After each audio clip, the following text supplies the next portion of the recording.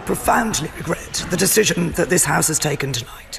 A second crushing defeat for Theresa May's Brexit deal on Tuesday, deepening Britain's worst political crisis for generations. Order! Just over 2 weeks before it was supposed to leave the European Union. The ayes to the right, 242. The noes to the left, 391.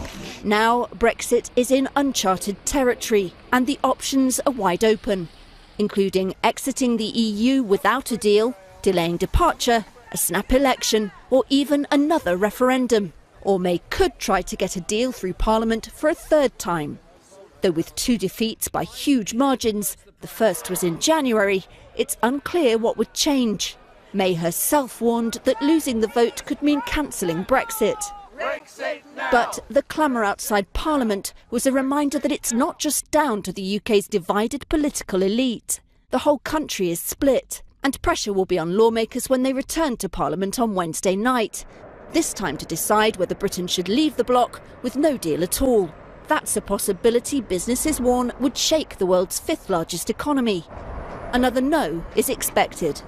If that happens, there'll be yet another ballot, probably Thursday, on whether to delay Brexit to allow time for more talks. But let me be clear.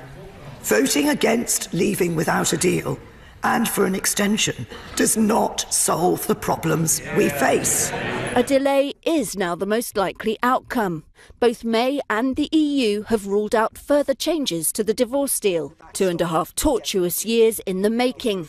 The European Commission chief has warned there'll be, quote, no third chance. There will be no further interpretation of the... May won some last-ditch assurances from the EU about the so-called Irish backstop, an insurance policy to avoid checks on the Irish border, and the thorniest issue for Brexiteers. We are facing before But they weren't convinced, especially when Britain's Attorney General ruled Tuesday it made little legal difference, with Britain potentially tied into the EU's orbit even after Brexit.